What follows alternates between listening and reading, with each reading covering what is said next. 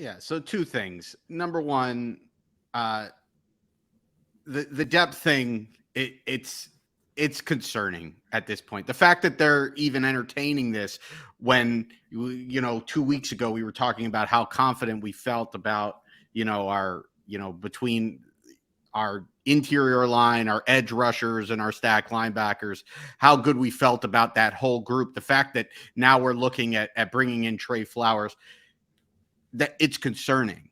And then secondly, how much are you going to pay him? And third, if you're going to sign somebody, why are you've got Joe Hayden out there, and we've got all these issues at cornerback. We got cornerbacks dropping like flies. We're like, if the season started today, Noah Igbenogany would be either Noah Igbenogany or Keon Crossan would be our opposite outside corner, opposite Xavier Howard. It's a big problem. So you need to be getting a cornerback. And so you're either going to spend money on a cornerback and not go after a guy and not bring in a guy like Trey Flowers, or you're going to spend money on both. And what's the end game here? We're bringing in a guy to fill a minor role. We've talked ad nauseum all offseason about how the Dolphins are have a cap issue going into next season, that they need to figure out how to get under the cap. And yes, the cap can be manipulated, but the more cap space you can roll over to next year, the more that mitigates what you have to do to screw yourself down the road. So we're not all look, I don't care.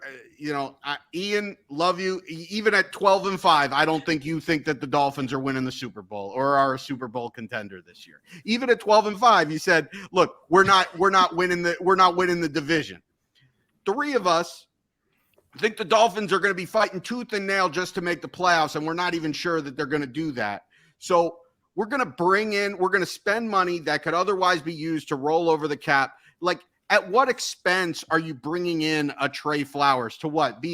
Someone must be hurt. Even if it's Andrew Van Ginkel, like whatever. Like you're bringing in him to be a slight replacement or a slight upgrade over Porter Gustin or Cameron Good or whatever. Like, look, at the end of the day, if you're that worried about losing Andrew Van Ginkel that you feel like, oh crap, our season is out the window because we lost Andrew Van Ginkel, you're not a Super Bowl contender. So we don't need to give some big contract for a rental of Trey Flowers for something that's just going to screw us up down the road, because we're going to say, well, it would have been nice to have the few $1 million of cap space. Now, as for this Mike Gesicki thing, I made mention of this. I'll be brief, I promise. I made a slight mention of this on the show on Monday on the Same Old Dolphin Show. Check us out right here on the DolphinsTalk.com podcast network. Awesome. Sponsored by Manscaped. Sponsored by Manscaped. Sponsored by BetUS. Sponsored by True Classic. Mike Gesicki, first off, he's not a good fit. Should have never been franchised. We could have let him go. He could have signed with somebody else. Maybe we don't get a compensatory pick because we spent all this money, whatever. But if we can get somebody to give us a third-round pick for Mike Gesicki, at this point, I'm very interested. And if it's better than a third-round pick, like, you got to do it then. If it's a second-round pick, yeah, I'm taking it every day of the week.